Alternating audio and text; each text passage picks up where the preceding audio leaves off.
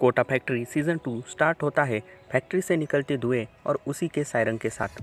Series के ये 5 episode भी नाम और कंटेंट से इसी से रिजेंबल भी करते हैं। ज़्यादा कुछ बदला नहीं है और सीरीज भी वहीं से स्टार्ट होती है जहां से सीज़न 1 खत्म हुआ था। वैभव माहेश्वरी पहुंच चुका है जहां पर वो अब आईआईटी की तैयारी कंटिन्यू करेगा। कैरेक्टर्स की बात करें तो सीज़न 1 की ही पूरी कास्ट सीज़न 2 में भी है। इसमें कोई बदलाव नहीं किया गया है, पर कुछ कैरेक्टर ऐड ज़रूर किए गए हैं जो स्टोरी के साथ इंट्रोड्यूस हो ही जाते हैं। पिक्चर्स और एक्सपीरियंस के फैंस के लिए एक सरप्राइज भी इसमें रखा है, वो भी काफ़ी बढ़िया है। इस बार उदय शिवांगी और मीना मिनल की रोमांटिक कहानी से फोकस पूरी तरह से हटकर सिर्फ वैभव और वर्तिका पर ही रखा गया है। जीतू भैया ने प्रोडिजी छोड़ दिया है और वो अब अपना खुद का इंस्टीट्यूट स्टार्ट करना चाहते हैं। सीज़न 1 में स्टूडेंट्स का पर्सपेक्टिव था, लेकिन अब सीज़न 2 में स्टूडेंट के साथ साथ टीचर्स के भी रैट रेस पर सवाल किए गए हैं। इस बार सिर्फ स्टूडेंट्स नहीं बल्कि टीचर्स भी अपनी अपनी जंग लड़ते नजर आते हैं। एपिसोड 1 में माहेश्वरी के ओरिएंटेशन के बाद जब वैभव को सेंटर में रखते हुए कलर टू मोनोक्रोम शिफ्ट काफ़ी डेप्थ ऐड करता है। वेरियस क्लोजअप शॉट्स काफ़ी इम्पैक्ट क्रिएट करते हैं। सॉल्यूशन ओरिएंटेड सीज़न 1 के बाद अब सीज़न 2 सवाल पूछता है, तो क्यों करना है आईआईटी? ऐसा क्या है आईआईटी में? यहाँ से लेकर जो आईआईटी क्लियर नहीं कर पाते उन तक सवाल ही सवाल है। एपिसोड 2 आते आते ये बात तो नोटिस हो ही जाती है कि सीरीज़ काफ़ी स्लो चल रही है, बल्कि ये तो स्लोवर सीज़न 1 से भी ज़्यादा स्लो है। यहाँ पर सिर्फ जीतू भैया ही मिरर के साथ खेलकर बच्चों को फोकस के बारे में नहीं समझा रहे, बल्कि पैरेलल में डायरेक्टर और कैमरा क्रू भी मिरर्स का एक्सेसिव यूज़ करके हमारे फोकस के साथ भी खेल रहे हैं। फैक्ट्री में चलने वाले रोबोट्स के जैसे स्टूडेंट्स जब नोटबुक के पेज पलटते हैं और वैभव माहेश्वरी के गेट के पीछे कैद होने जैसे moments director Raghav Subbu perfectly दिखाने में कामयाब ज़रूर हुए हैं। एपिसोड 3 में अब पेस थोड़ा फास्ट हो चुका है। आईआईटी के ऑफ बैलेंस जेंडर रेशो को हाईलाइट भी यहाँ किया गया है। Ahsaas and Revathi got more screen time here. Ahsaas अपने गुड परफॉर्मेंस के साथ स्टैंड आउट कर जाती है। जीतू भैया इस बार फिनोमिनल है।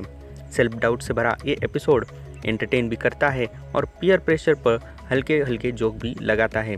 अब आते हैं एपिसोड 4 रिपेयर एंड मेंटेनेंस पे, जहां वैभव है बीमार और जीतू भैया इंसिस्ट करते हैं वैभव को माँ को बुलाने के लिए। घर का खाना, वो भी बिना तेल का, कचौरी की याद कम कर देता है। हल्के फुल्के जोक और सार्केज़म इसे फनी टच देते हैं। हालांकि वैभव को स्कूटी पे लेके जाने वाला सीन 3 इडियट्स की याद ज़रूर दिलाता है।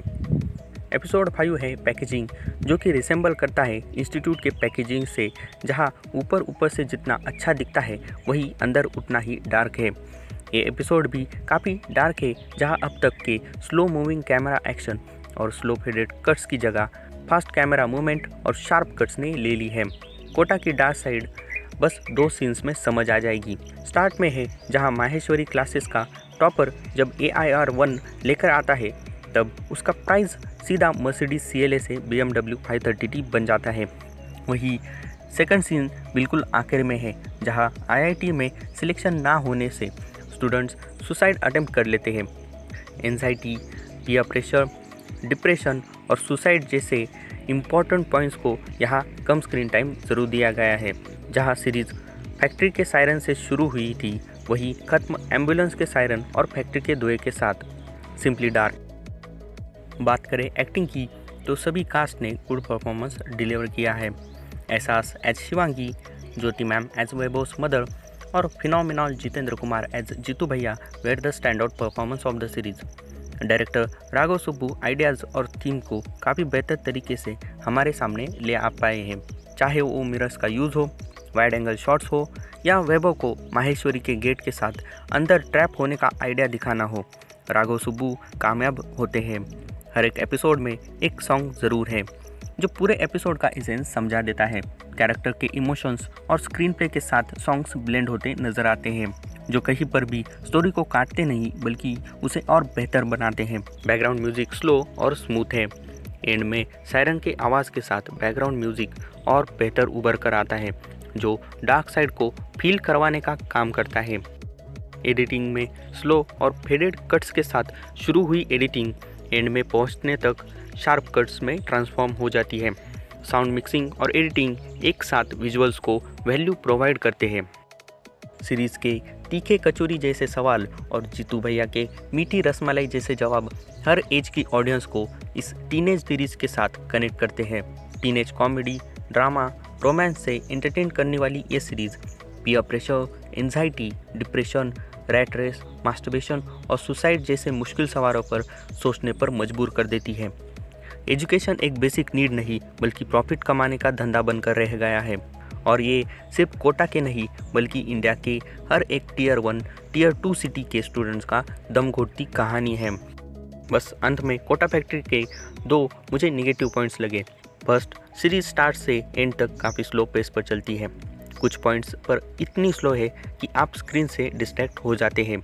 सेकंड, सीरीज़ अब नेटफ्लिक्स ने एक्वायर करने से बजट बढ़ गया है जो पूरी तरह से साफ तौर पर नज़र भी आता है, पर अब सीरीज़ में टी-वेब का टच मिसिंग है। तो फिलहाल आज की वीडियो में बस इतना ही। मैं मिलूँगा आपको अगले वीडियो में। Till then take care, bye bye and thank you.